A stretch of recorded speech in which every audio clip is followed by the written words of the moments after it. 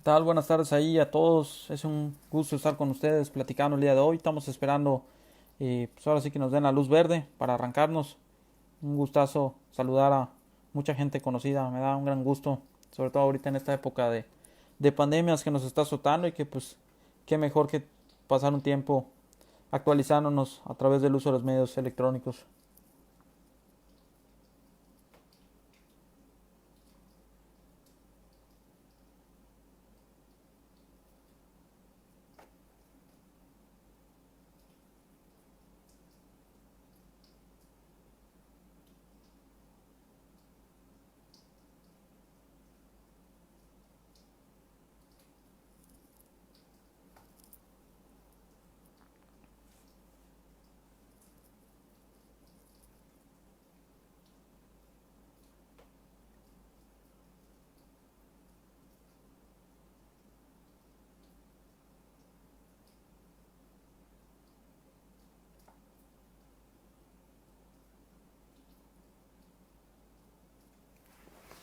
Bueno, dicho eso, pues vamos a esperar un minuto nada más en lo que nos confirman y nos arrancamos. Saludos hasta Bolivia. Aquí, un gran gusto saludarlos.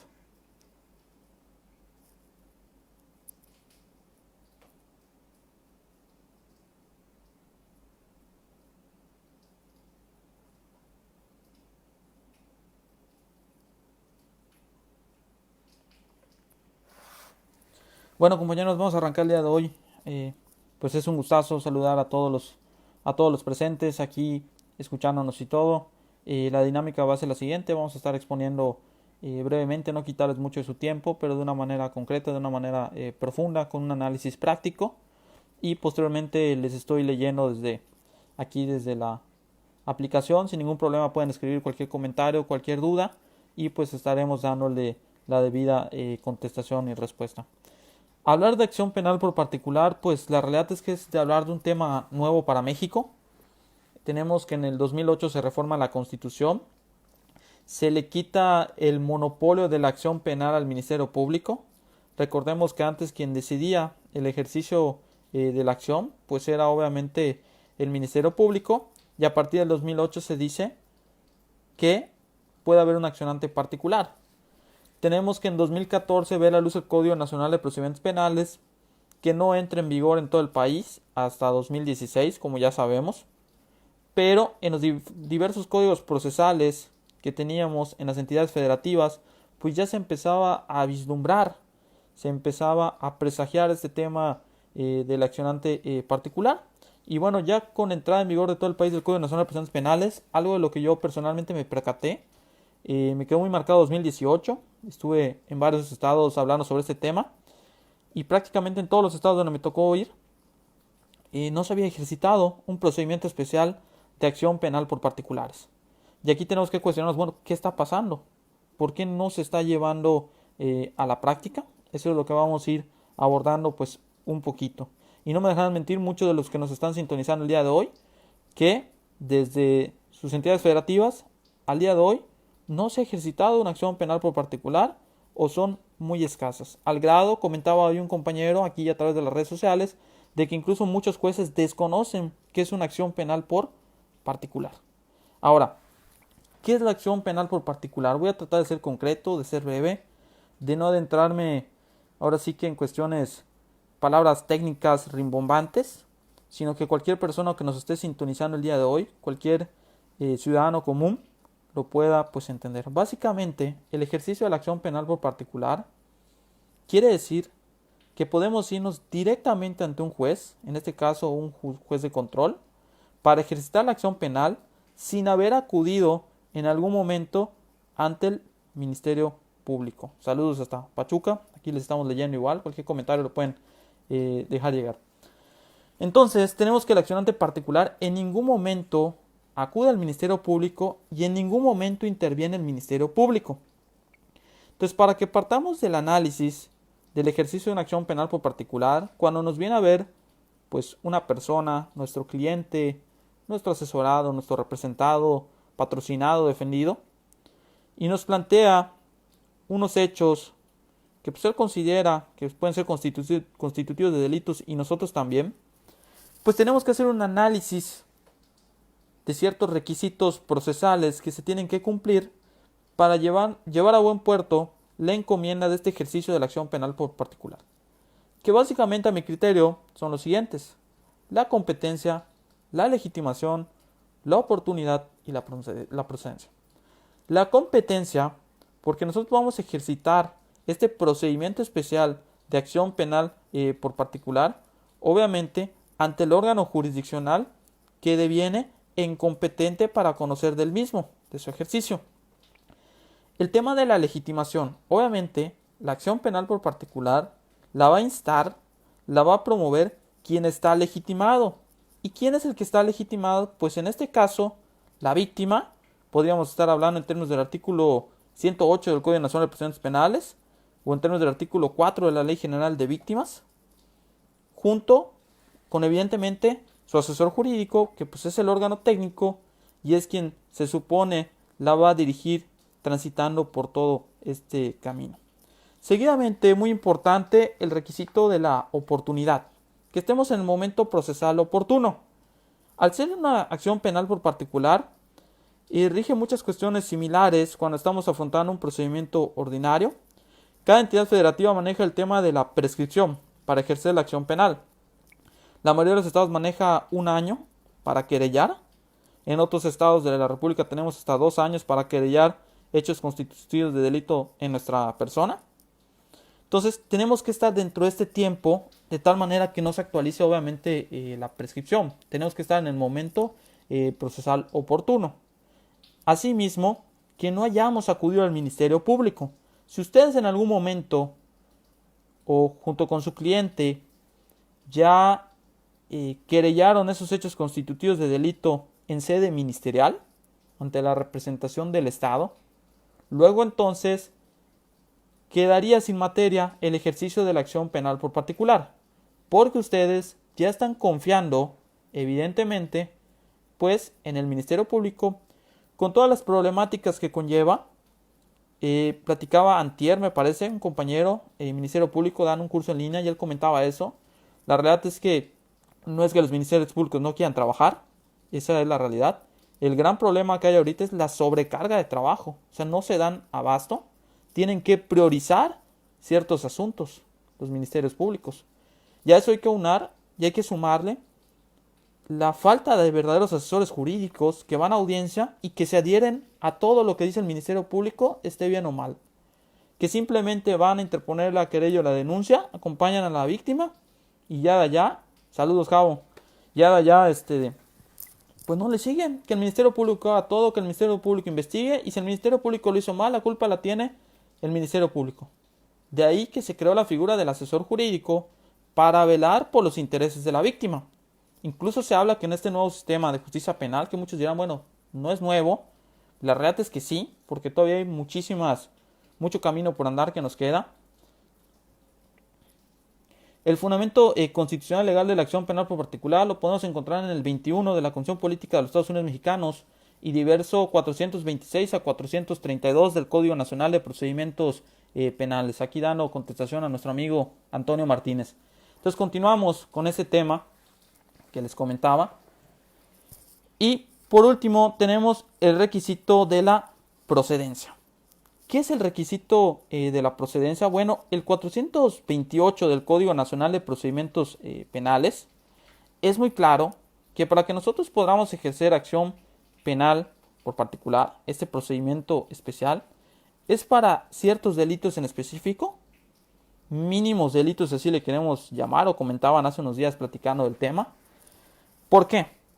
Porque nos dice que solo va a ser procedente en delitos que se persigan por querella, primero, cuya penalidad sea alternativa, distinta a la pena privativa de libertad,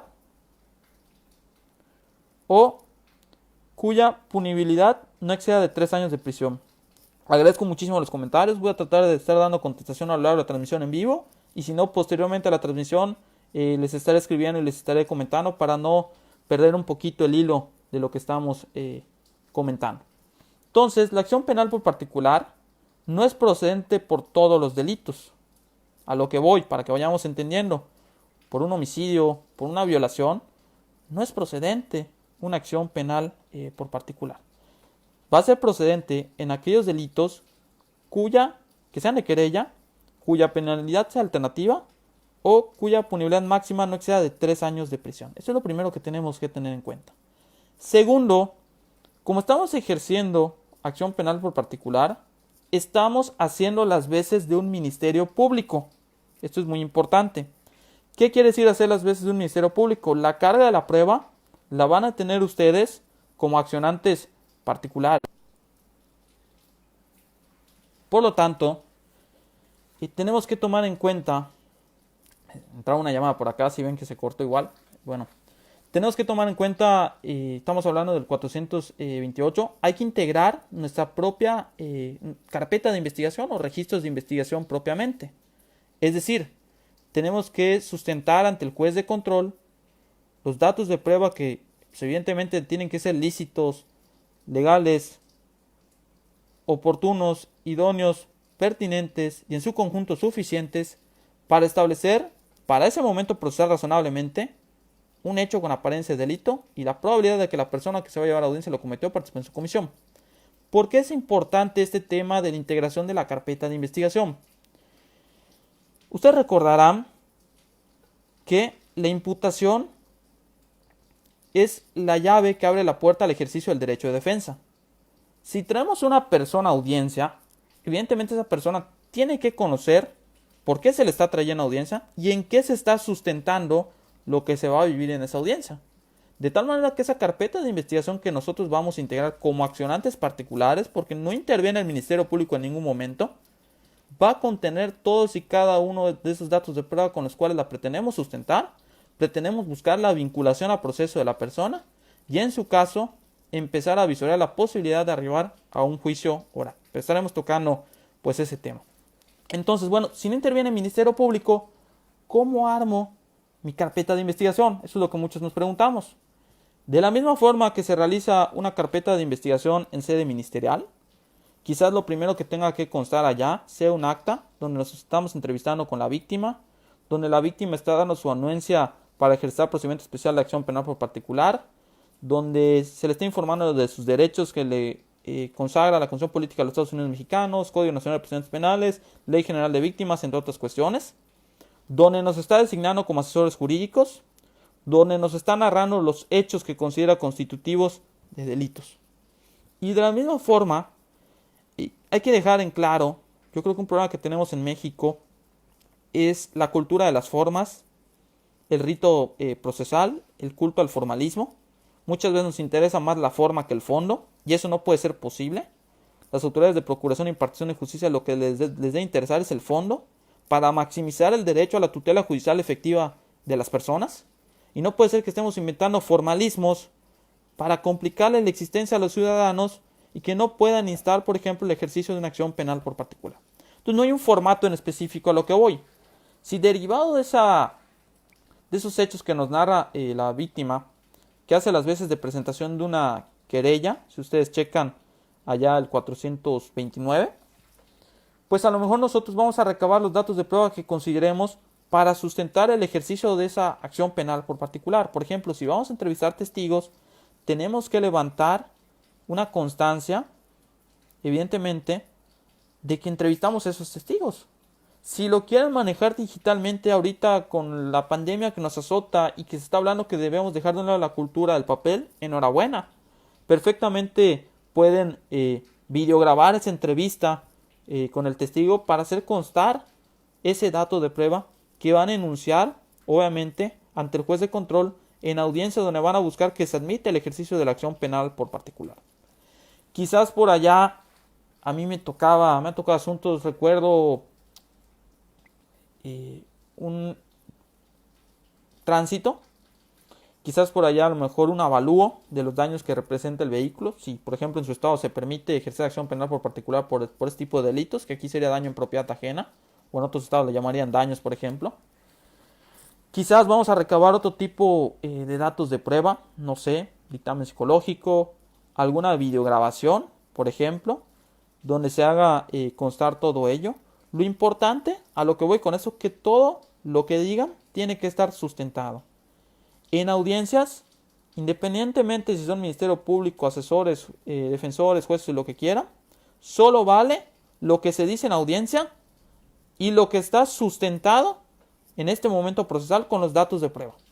De tal manera que si nosotros estamos afirmando algo, pero no tenemos los datos de prueba que permitan enlazar ese razonamiento que estamos teniendo, luego entonces se van a tornar en argumentaciones subjetivas, personalísimas, carentes de todo sustento probatorio. Entonces es muy importante armar una buena carpeta de investigación, porque esa carpeta de investigación la vamos a llevar a audiencia, ahorita vamos a ir comentando esa parte, le vamos a correr traslado a la otra parte, al imputado, a su defensa, para que la conozcan, y es la carpeta con la cual vamos a afrontar este procedimiento especial de acción penal por particular.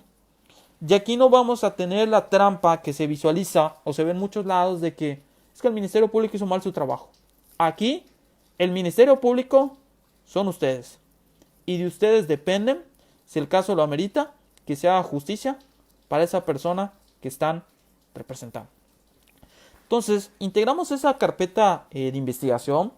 Para eso yo les recomiendo muchísimo, siempre recomiendo, no se queden con lo que les diga la víctima, no se queden con esa historia que les venga a narrar, aprendan a hacer investigación paralela, vayan a los lugares de hechos, entrevisten testigos, busquen videograbaciones, asuman investigaciones activas, porque se pueden llevar la sorpresa, a veces las personas no nos narran o no nos cuentan todo tal cual, y que la otra parte, en ejercicio del principio de contradicción, nos termine pues exhibiendo o dando la sorpresa.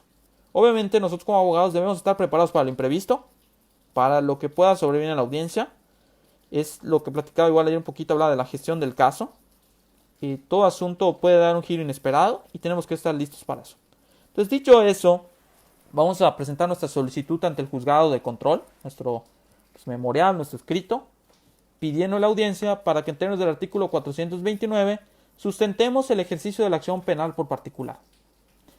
Algunos estados de la República, o en específico algunos juzgados de control de algunos estados de la República, quizás les baste con el 16, con el 52 y con invocar quizás el 429 del Código Nacional de Procedimientos Penales. Es decir, vas a venir en audiencia, vas a sustentar todo lo que me estás diciendo y de ahí vamos a resolver lo que en derecho corresponda.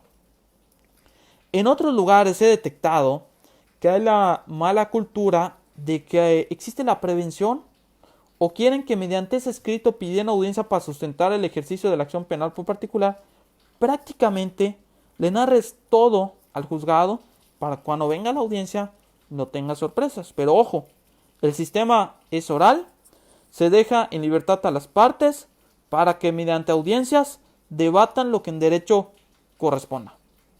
Entonces, presentamos nuestro memorial pidiendo audiencia, donde vamos a sustentar el ejercicio de la acción penal por particular. Aquí hay varias cuestiones que tienen que tomar en cuenta. Quizás el memorial lo va a presentar nuestro cliente, la víctima, diciendo, y en este acto designo como mi asesor jurídico a lo largo de todo este presente procedimiento a tal abogado. Quizás lo vamos a presentar nosotros ostentándonos como asesor jurídico de esta persona, diciendo que tenemos reconocida a lo mejor esa calidad dentro de la carpeta de investigación que nosotros hemos armado o integrado, y que la persona va a ratificar nuestro nombramiento en audiencia de admisión de acción penal por particular. Aquí lo que quiero llegar que el derecho es de criterios, es de interpretaciones, pero siempre se debe optar por maximizar el derecho humano a la tutela judicial efectiva.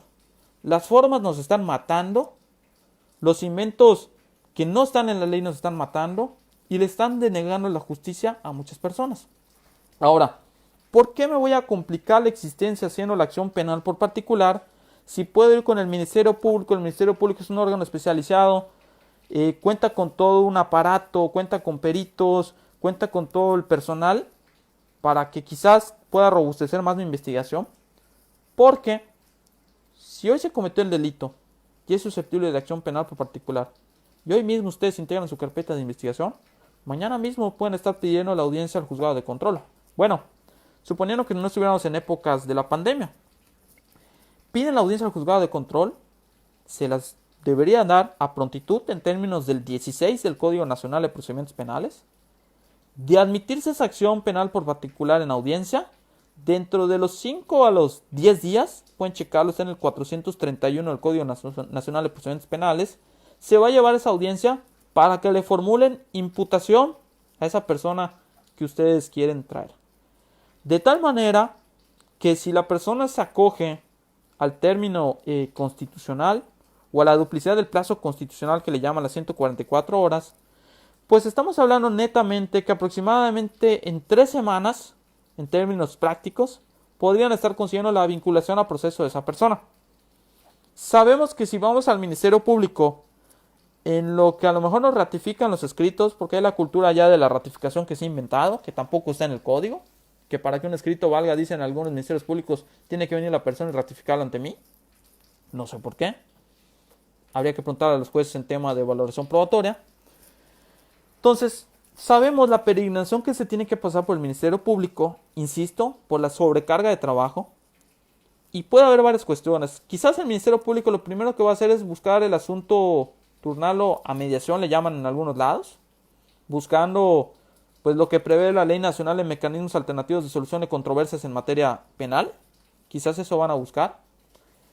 Quizás van a judicializar en algún momento, pero se va a llevar 6 meses, 1 año, quizás hasta más. Esa es una realidad. Quizás muera la carpeta y nunca se hizo nada. Y con una acción penal por particular, en menos de un mes, ustedes están judicializando y están vinculando a proceso a esa persona. Esa es la gran diferencia entre el ejercicio de una acción penal por particular y el ejercicio de una acción penal pública, que ya no sé si llamarle pública. Leía ahorita a Alberto Binder y él decía, está mal dicho el término acción penal pública, pero bueno, es tema de debate aparte. Entonces, para que vayamos viendo la importancia de este ejercicio de acción penal por particular y las bondades que conlleva y todo ello. Ahora, en audiencia, el 429, si ustedes lo checan, del Código Nacional de Procedimientos Penales, que es el código pues instrumental que nos rige en todo el país, en el caso de México, los que nos acompañan de otras partes del mundo, y en específico he visto de Latinoamérica, de Sudamérica, y no me dejarán mentir que dentro de sus códigos orgánicos, procesales, también se contempla una figura similar a lo que estamos hablando, del accionante particular. Entonces, tenemos que hay que sustentar, en términos del 429, por ejemplo, en el caso mexicano, obviamente el nombre y el domicilio de la víctima, quién es la víctima, por qué tiene esa calidad de víctima. Esto obviamente partiendo de los principios de buena fe, de no revictimización, de no criminalización que prevé el artículo 5 de la Ley General de Víctimas. Eso creo que es muy importante. Tenemos también, en el caso de que sea una persona jurídica la víctima, por ahí nos habla la fracción segunda de que hay que enunciar la razón social, hay que enunciar su domicilio, de tal manera que también una persona jurídica puede tener la calidad de víctima y sustentar el ejercicio de una acción penal por particular. También hay que señalar obviamente el nombre y el domicilio del imputado. Esto es muy importante para efectos de identificación, y aquí voy a tener un debate interesante, pero lo ideal es que yo diga el imputado es tal persona con domicilio en tal para efectos de que se le notifique. Porque si se ejerce la acción penal y yo como juez mando a citar a esta persona pero no tengo el domicilio, ¿cómo lo cito? Aquí es interesante porque aparentemente si yo no tengo el domicilio del imputado conforme al 428 y requiero que se giren los oficios quizás a las instituciones que me puedan proporcionar esa información, automáticamente se va a volver de acción penal pública y va a intervenir el Ministerio Público, porque así está en el 428. Quizás para mí le puedo decir al juez, yo no cuento con esa información, gira los oficios pertinentes para efectos de que se realice la notificación. Pero eso es un tema a punto de aparte, es un tema ya a fondo y de debate. Lo ideal es que se señale el nombre y el domicilio del imputado. También nos indica, obviamente por eso tenemos que armar nuestra carpeta de investigación o registros de investigación, que es el nombre que le da la Constitución Política de los Estados Unidos mexicanos. También nos indica evidentemente que tenemos que tener los datos de prueba, que repito, ojo, muy importante, tienen que ser lícitos y legales. tienen que ser idóneos, pertinentes, suficientes, que establezcan razonablemente para ese momento procesal el hecho que la ley señala como delito y la probabilidad de que la persona que se quiere traer a la audiencia fue quien lo cometió o participó en su comisión. Les comento, a todos les voy a estar dando contestación al término de la presente. Son muchos comentarios por lo que estoy viendo, para no desviar un poquito del tema, y al finalizar la misma estaré respondiéndoles personalmente. Y pues la mayoría me conoce, sin ningún problema me pueden mandar un inbox con toda la confianza del mundo, me pueden hablar. Yo no estoy peleado en ese aspecto con apoyar a los demás colegas. Eso creo que ya lo saben muchos, ¿no? Entonces, junto con eso es importante sustentar el monto de la reparación del daño. Aquí tenemos que aclarar que la reparación del daño no solo es una cuestión económica de dinero.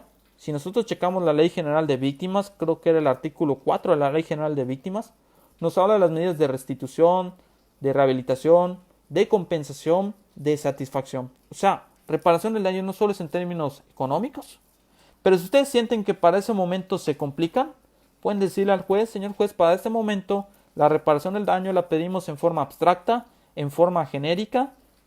Consideramos que sea la reparación del daño, pero que no hay necesidad de cuantificar la misma para esta etapa procesal. Y con eso se curan en salud en cuanto a ese requisito. Obviamente en formalismo les pide también los fundamentos de derecho, que es lo que ya he preguntado. En acción penal por particular, compañero Chávez, veo que comentas brevemente, no se acude en ningún momento ante el Ministerio Público. Si ustedes acuden ante el Ministerio Público, dejan sin efecto el ejercicio de la acción penal por particular. Reiteramos, acción penal por particular, vamos directo ante el juez de control. En ningún momento interviene el Ministerio Público, ni está en audiencia el Ministerio Público.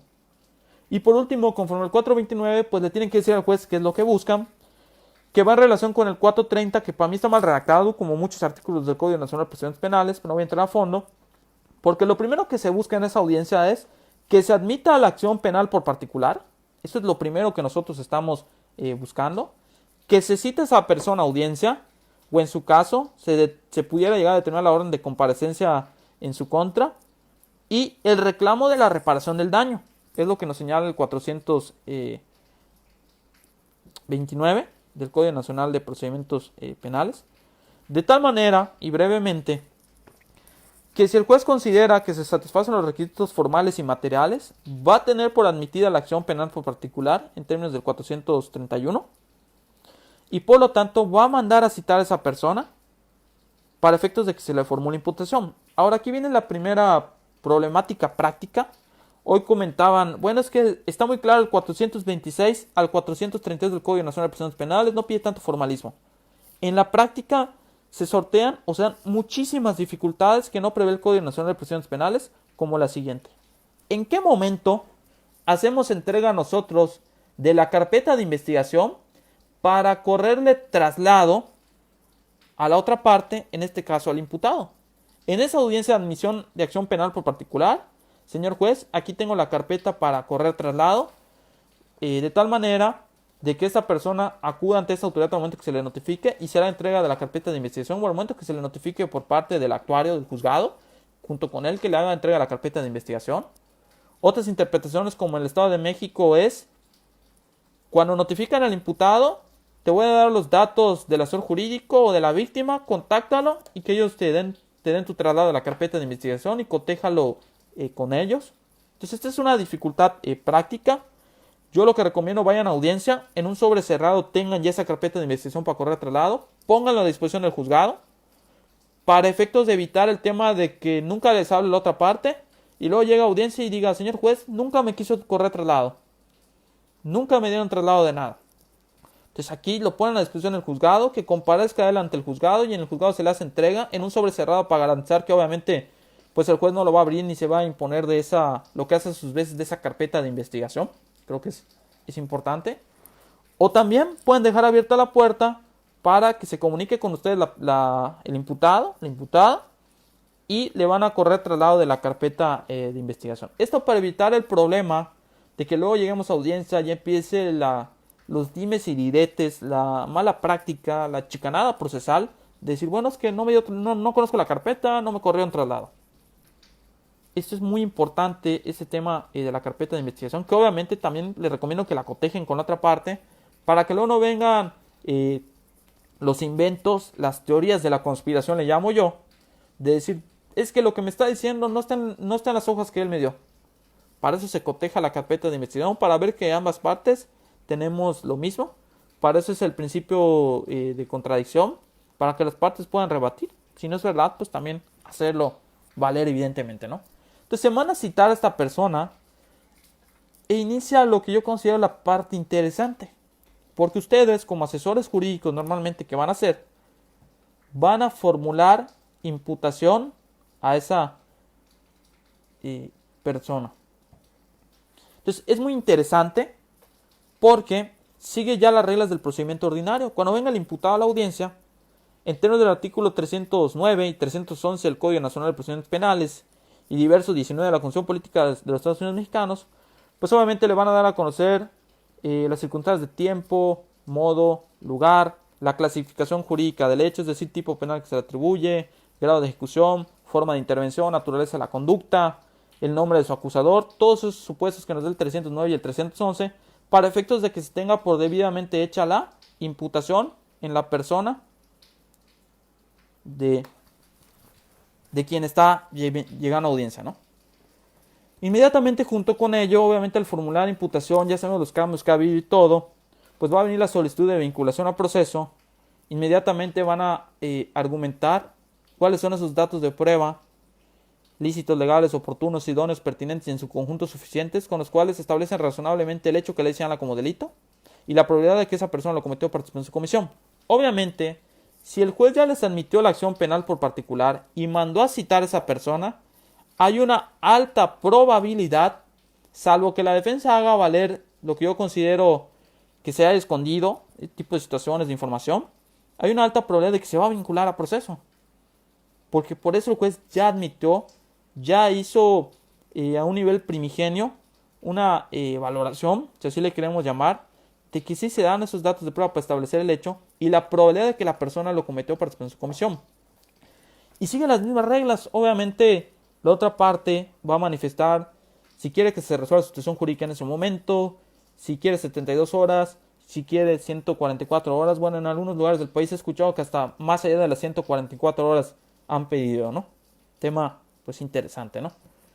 Entonces, evidentemente, si se da ese supuesto de que se acoja al término constitucional, pues ustedes van a solicitar la imposición de la medida cautelar en atención al riesgo procesal, a los supuestos especialmente del 153 al 170 del Código Nacional de Procedimientos Penales y en específico del 168 al 170, si hay un peligro de obstrucción de la acción de la justicia, si hay un peligro de obstaculización de la investigación, si hay un peligro o hay un riesgo para la víctima ofendido, para la comunidad, y con qué medidas cautelares proporcionalmente se contiene o se garantiza ese riesgo procesal.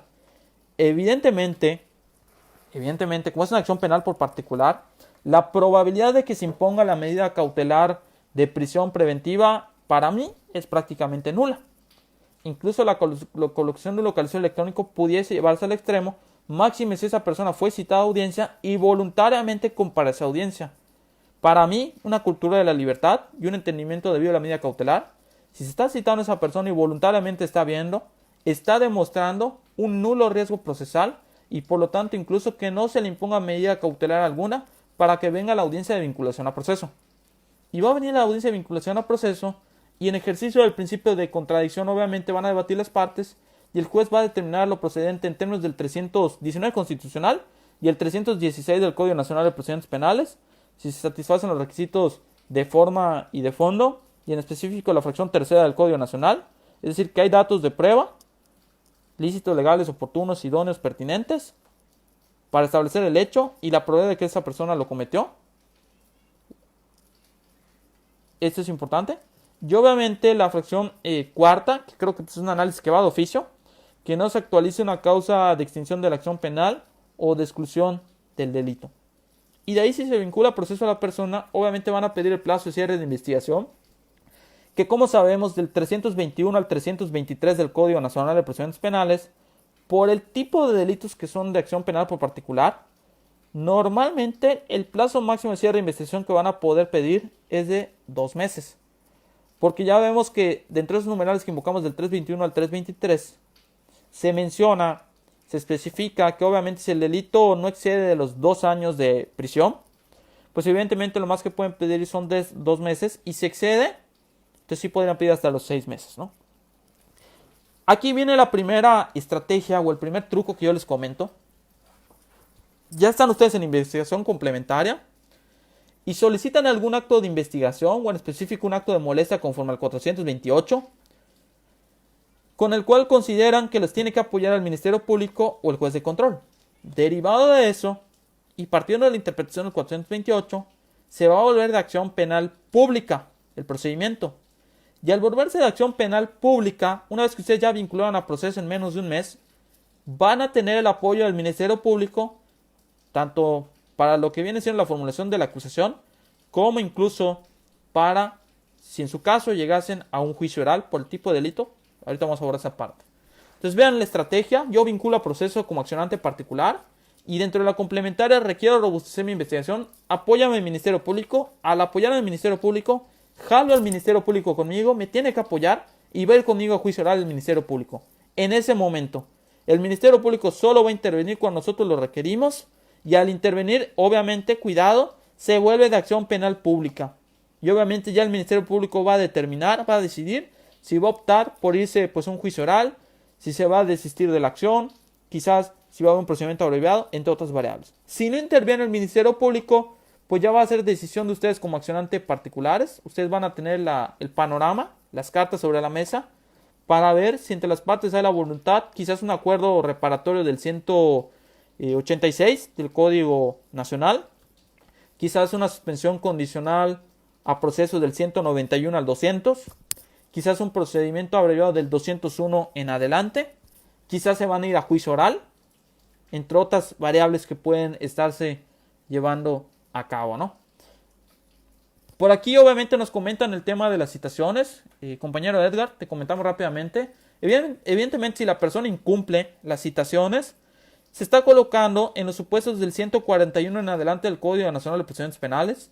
Estaría dando lugar a que se emita una orden de comparecencia en su contra y se le traiga ante la autoridad, ante el órgano jurisdiccional.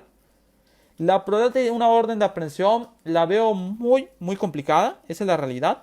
Pero al fin y al cabo lograrían los mismos fines tanto en orden de comparecencia como en aprehensión, porque con la orden de comparecencia se detiene a la persona, por así llamarlo, para efectos de poner inmediatamente a disposición del juzgado y que se le formule imputación. Entonces, obviamente, si la persona incumple las citaciones, habría que analizar el porqué del incumplimiento, si es justificado o no es justificado ese incumplimiento, y solicitarle a la autoridad, evidentemente, que se gire la respectiva orden de comparecencia y se le traiga mediante la fuerza pública.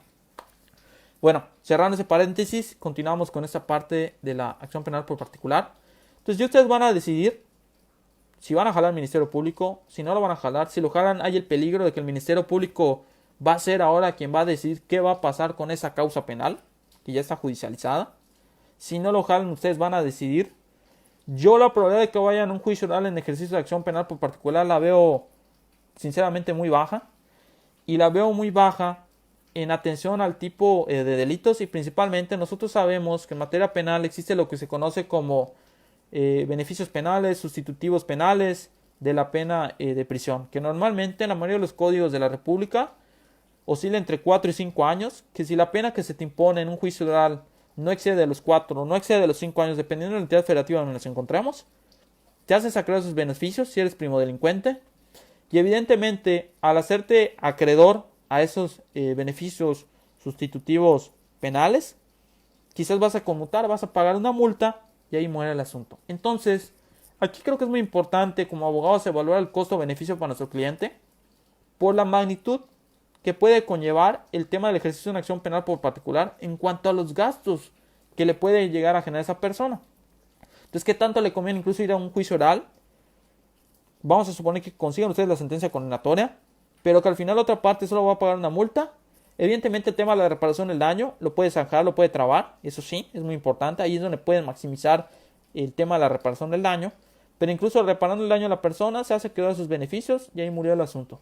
Entonces, costo o beneficio, quizás le puedan decir al cliente: mira, ya vinculamos al proceso, se le impuso medida cautelar, quizás yo considero que nos conviene, hay la propuesta de un acuerdo reparatorio, nos beneficia, o quizás vamos a optar por una suspensión condicional del proceso, pero aquí el derecho es casuístico y se interpreta el caso concreto. Eso es muy importante. Entonces ya ustedes, cuando tengan la problemática concreta, sabrán cuál es la mejor respuesta a esa problemática. Esto en atención al dominio, evidentemente, de la teoría del proceso, en atención al dominio de la cuestión sustantiva penal, evidentemente a realizar una adecuada gestión del caso. ¿Cuál es el camino que más le conviene a nuestro cliente para conseguir el máximo beneficio jurídico? Y a su favor juega también una ley general de víctimas demasiado protectora. Ya se ha multicitado por muchos autores. Yo creo que hay muchísimos derechos que no sabemos si se van a poder cumplir en esa ley general de víctimas. Tema interesante, tema que no vamos a abordar acá igual, ¿no? Pero también tienen para jugar con todas esas cartas, con todas esas variables. Entonces, básicamente, la acción penal por particular es esto, compañeros. Voy directo ante un juez, no voy al Ministerio Público, nunca, no tengo que pasar por el Ministerio Público. Directamente ante el juez sustento. Si se admite mi acción penal por particular, me van a traer a la otra persona, al imputado. Le voy a formular la imputación, voy a solicitar su vinculación al proceso, su imposición de medidas cautelares. Si se vincula al proceso, el cierre de investigación, le voy a llegar a formular acusación. Puedo optar la otra parte por un acuerdo reparatorio, por una suspensión condicional, por un procedimiento abreviado. Nos vamos a ir incluso a un juicio oral, dependiendo. Entonces, eso es lo que tenemos que ir ponderando, pero básicamente eso es la acción penal por particular. Es una herramienta que para mí maximiza el derecho humano a la tutela judicial efectiva y por lo tanto a la justicia pronta y expedita. En lugar de perder muchísimo tiempo en la integración de una carpeta de investigación en sede ministerial que, insisto, la mayoría de las veces es derivada de la sobrecarga de trabajo y las carencias que tienen las fiscalías de la República, que no por gusto tienen esas carencias, porque sabemos que el derecho se interpreta a veces políticamente y muchas veces los recursos que les corresponden a ellos se destinan en cosas inverosímiles. Entonces, aquí tienen la herramienta a través de una acción penal por particular. Ahora, ¿qué nos tiene que preocupar? Que no se esté llevando a cabo en la mayoría de los estados de la República, algo que para mí debe ser la regla, no lo está haciendo y está haciendo la excepción. En muchos estados, y ya pueden dejarnos ustedes sus comentarios, ni siquiera se ha llevado algún procedimiento especial de acción penal particular. Muchos órganos jurisdiccionales ni siquiera conocen qué es eso. Entonces, esto es una limitante muy fuerte, porque yo insisto, o he pugnado mucho, porque es muy cerrado esa interpretación del 428 cuando nos dice delitos por querella, con punibilidad alternativa o con punidad máxima de 3 años de prisión. Yo creo que se puede ampliar un poquito ese margen para que el catálogo de delitos susceptibles del ejercicio de la acción penal por particular pueda ser mayor. Por dar un ejemplo, en Yucatán serán como entre 20 y 25 delitos que son susceptibles de una acción penal por particular. ¿De cuántos delitos que contempla nuestro Código Penal, más las leyes especiales que obviamente contemplan los tipos penales especiales, ¿no? Entonces es interesante este tema, saber sobrellevarlo, armar mi carpeta de investigación, saber argumentar en audiencia, asumir la carga de la prueba. Personalmente ya hemos llevado 7, 8, 9 acciones penales por particular, no recuerdo bien, lo que sí ya 3 vinculamos a proceso, las otras se han arreglado sin necesidad de llegar a la vinculación a proceso. Nunca hemos llegado a juicio oral, esa es la realidad. Medidas cautelares que se han impuesto, en algunas ninguna, en otras obviamente la presentación periódica ante la autoridad de medidas cautelares, normalmente, en términos de la fracción primera del 155, quizás el no salir del estado, la fracción quinta, quizás el no acercarse a la víctima ofendido o a su domicilio. Localizado electrónico no, tampoco. No he tenido la problemática que comentan, bueno, ya se ejerció la acción, se le cita y no viene a audiencia. Pero creo que si lo hiciera la persona, ahí estaría elevando su riesgo procesal. Primero, para que se le imponga una orden de comparecencia. Y segundo, para que entonces las medidas cautelares que se le impusieran en su persona sean mayores. Porque ya serían razonables, proporcionales y justificadas, obviamente. Suponiendo que la persona pues no pueda desvirtuar y simplemente no haya querido comparecer a la audiencia, ¿no? Seguidamente les comento, si quieren empezar a preparar sus dudas, sus comentarios, sus opiniones, les empiezo ya a leer desde acá, a fondo, para que vayamos, aquí la lluvia está fuerte, como pueden escuchar, para que vayamos preparándonos y vamos resolviendo dudas, o si no al término de la misma los comentarios que ya hubo, trato ahí de estarlos leyendo ahorita mismo y estarlos comentando inmediatamente. Entonces, continuando con eso, tenemos que dejar atrás las malas prácticas de acudir con la víctima a denunciar o a querellar y de ahí no se haga nada del asunto, que el Ministerio Público vea qué hace. Tenemos que dejar las malas prácticas.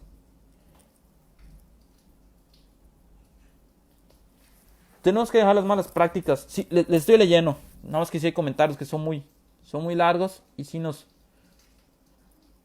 creo que conllevan que los tenga que leer luego más a fondo para poderles darles contestación. No me parece todo el mensaje, ¿no? La mala práctica de adherirnos, evidentemente, a todo lo que haga el Ministerio Público. Aquí comentan algo muy importante: la justicia restaurativa, el principio de alternatividad, que es la tendencia de este sistema que rige actualmente en nuestro país y en todos los códigos de Latinoamérica, 17 constitucional. Es decir, se busca la solución del conflicto, dejar a un lado la cultura de la prisión, dejar a un lado el ADN jurídico penal represivo, buscar que las partes tengan esa cultura de sentarse a dialogar. Quizás nos interesa más una persona que repare el daño y que se solucione el conflicto a tener a la persona en prisión. Eso es muy importante, le va a terminar saliendo más caro al Estado. Entonces el abogado tiene que ser un buen negociador, creo que eso es muy importante. Saber qué carta jugar, saber en qué momento jugar esa carta, saber cuándo optar por un acuerdo reparatorio, quizás una suspensión condicional, un procedimiento abreviado. No ser tan cuadrados. Todavía hay la mala cultura de muchos abogados de querer irse a juicio oral. Comentaba ayer incluso el tema, se habla mucho en México de la teoría del caso, yo llamo la gestión del caso. Cuando me vienen a ver, proyecto el asunto, qué es lo que más conviene a mi cliente y cuáles son las cartas que puedo tener preparadas.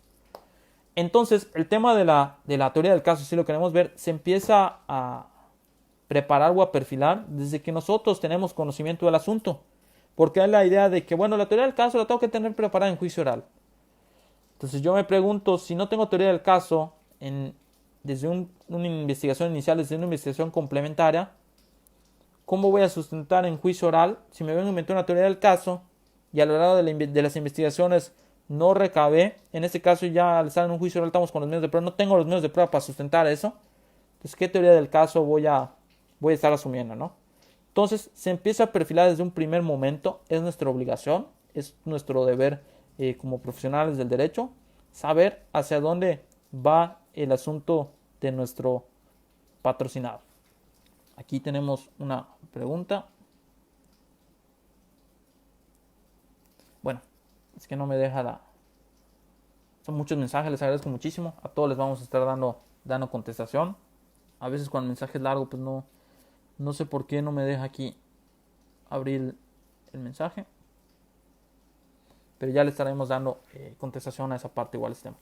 Entonces, esto, compañeros, básicamente no les quito mucho su tiempo en esa parte. Creo que es importante. Yo comentaba ayer que a mí me llama muchísimo la atención el lenguaje técnico que a veces se utiliza en audiencias, la rimbombancia de palabras de muchos abogados, el tiempo que se pierde en una audiencia o en escritos mientras se cita convención, pacto internacional y constitución y código nacional y cuantas leyes habidas y por haber. Se pierde muchísimo tiempo, esa es la realidad. Y a veces lo que queremos es irnos al punto concreto, de forma sencilla, de forma amena y de una forma efectiva. ¿Qué hacer con la limitante de la acción penal por particulares que establece el código? Comenta acá nuestro compañero. De hecho, el compañero antier nos comentaba una postura interesante. Incluso él nos hablaba, básicamente advertía de lo que él argumentaba, un control difuso, que sin aplicar del 428 esa parte cuando dice solo delitos de 3 años o con pena alternativa y que sean de querella, ¿no? Y él decía, bueno, por control difuso, quien aplique esa parte del juez y para otro tipo de delitos se admita. Entonces yo le comentaba que para que sea la tendencia que se amplíe este catálogo de delitos de acción penal por particular, pues primero se tienen que estar ejerciendo, porque el derecho va de la mano con el tema político. Si existe esa figura, existe ese procedimiento especial, pero no se está ejerciendo, luego entonces yo como legislador, ¿por qué voy a pensar, considerar? No voy a entrar en el tema del control difuso. Yo le comentaba a él que ya se había resuelto en una entidad federativa, e incluso había amparo y se había negado, se decía que la interpretación es la del 428 y no había más en esa parte. Yo creo que si está de por medio del derecho humano a la tutela judicial efectiva, tiene que haber una ponderación y tiene que ver si a ese caso concreto se puede inaplicar y por lo tanto darle trámite a la acción penal por particular. Pero no quiero adentrarme mucho pues en esa parte, el tema político. O sea, lo primero que tenemos que hacer como abogados es ejercer acciones penales por particulares. Si ejercemos acciones penales por particulares y se empieza a volver la regla y ya no la excepción, entonces podemos sentarnos sobre la mesa legislativamente para empezar a hablar de que se amplíe ese catálogo. Pero si actualmente la realidad es que muchísimos abogados asumen asuntos que no están preparados y no son capaces ni de llevar una acción penal por particular, que tiene una pena máxima de 3 años, imagínense si ampliamos los márgenes de punibilidad en delitos susceptibles de acción penal por particular, que más delitos permitan la acción penal por particular. Imagínense que ampliamos esto y los abogados no están preparados, toda la responsabilidad que conlleva todo ello. Entonces, primero vamos por partes, vamos a ejercerlo, a ejercer bien este procedimiento especial, que salga bien, para que entonces podamos empezar a hablar, evidentemente, de mayores delitos, que sea susceptible de acción penal por particular, más delitos. También les comento todo lo que hemos charlado el día de hoy, de una manera concreta, de una manera amena, palabras más, palabras menos, con formatos, con casos más prácticos. Lo pueden encontrar en la obra de un servidor, que es esta, Acción Penal por Particular. Es de la casa editorial Flores Editor, mi amigo José Luis Flores, que si nos está viendo le mando pues un saludo, agradecido como siempre de la editorial. Es una obra que pueden encontrar en prácticamente todo el país, librerías como Gandhi, como Porrúa, como Dante, como El Sótano, incluso por ahí me pareció verlo el otro día igual en un Liverpool. Entonces, para que vayan viendo, aquí viene desmenuzado toda esa parte, aquí viene todo esto que hemos venido dialogando de manera breve. Evidentemente no podemos ahondar muchísimo por el tiempo, no quiero quitarles muchísimo su tiempo a todos, básicamente de una manera concreta y amena. Y ya si les gustó el tema y todo, adelante, podemos sugerir tema. Agradezco muchísimo igual la invitación aquí desde la página de nuestros compañeros del sistema acusatorio, Capacitación Puebla. Agradezco muchísimo a mi colega Eric, que es un estudiante de Derecho, que es el que dirige la página. Le decía enhorabuena por la iniciativa, que es lo que se necesita desde ahorita. Y pues ya nos estaremos sintonizando y con todo gusto charlando de innumerables temas, porque así es como podemos ir creciendo. Entonces, básicamente, palabras más, palabras menos. Esto es la acción penal por particular. Resumiendo, para los que nos están volviendo a sintonizar, básicamente la acción penal por particular es voy directo ante un juez, armo la carpeta de investigación, se admite la acción penal por particular, citan a la otra persona, le formula imputación, medida cautelar, se le vincula a proceso. Después vamos a hablar, o quizás antes de un acuerdo reparatorio, que se puede dar, incluso antes de formular imputación, si citan a la persona y llega a un arreglo, pueden llegar y decir, juez, yo ya me desisto del ejercicio de la acción porque pues se ha alcanzado a lo mejor un acuerdo reparatorio. Quizás después de la vinculación estaremos hablando de una suspensión condicional del proceso, de un procedimiento pues, abreviado, o se van a ir a juicio oral. En ningún momento interviene el Ministerio Público. Quiero exhortar también a la cultura de la investigación. Abogado Eustacio, un gustazo como siempre, les saludo. Aquí leyendo a los compañeros y todo. Entonces, en ningún momento interviene el Ministerio Público y tenemos que tener una cultura investigativa. Yo he detectado, el tema no es defensas ahorita, los que me conocen saben que a mí me apasiona muchísimo las defensas penales, incluso mucho más que la teoría jurídica. Pero no nos podemos quedar con lo que nos venga a decir el cliente o con lo que esté allá en la carpeta de investigación. Tenemos que ir más allá, ahondar más allá, porque créanme que en muchísimos casos así los vamos a ganar. Haciendo investigación paralela, acudiendo al lugar de los hechos, entrevistando testigos, buscando cámaras, entre otras cuestiones. Entonces, dicho eso, compañeros, por mi parte, pues es un gran gusto que nos hayan sintonizado. Les agradezco muchísimo. Si tienen la oportunidad, compartan la página, compartan el video. En un momento más estaré contestando a todos sus comentarios, a todas sus opiniones, a todos les leo. No me dejarán mentir. Yo contesto prácticamente todo. Con toda la confianza me pueden seguir en redes sociales. Me pueden mandar mensaje, cualquier duda, cualquier aclaración. Estoy a sus órdenes. Ahorita, sobre todo en épocas de pandemias, que estamos bastante tranquilos, que es el momento de reflexionar. Dicen que el derecho se aprende estudiando, pero se ejerce pensando. Y qué mejor manera de que estemos escuchando las experiencias prácticas de todos y cada uno. Empiezan a llegar los mensajes. Ahorita con muchísimo gusto les doy contestación a todos y cada uno. Entonces, por mi parte, sería a todos. Agradecido con mi amigo Eric. Agradecido con la página Sistema Penal Acusatorio Oral, Capacitación Puebla. Enhorabuena. Que sigan habiendo más iniciativas de estas, evidentemente. Agradeciendo pues a todos ustedes que nos ven a través de la pantalla, porque no seríamos nada si no tuviéramos quien nos escuche. Esa es la realidad. Entonces, muy agradecido, la verdad. Hasta este momento no tengo queja del derecho. La verdad, muy feliz con mi carrera y con todo lo que ha dado. Entonces, vamos por más. Les invito a que hagamos del ejercicio de la acción penal por particular la regla y ya no más la excepción, para maximizar así el derecho humano a la tutela judicial efectiva. Dicho eso, compañeros, pues nos estamos viendo, nos estamos sintonizando. Recuerden una frase que yo digo mucho, de un servidor que me gusta muchísimo: el litigio o la postulancia, si le quieren llamar así, es aquel extraño arte que consiste en hacer de la ley una auténtica partida de ajedrez. Y si ustedes están en esa partida de ajedrez, recuerden, pueden perder peones, pueden perder sus alfiles, caballos y hasta su reina. Pero si salvan a su rey, ganan el juego. Muchísimas gracias, les deseo buenas noches, estoy a sus órdenes.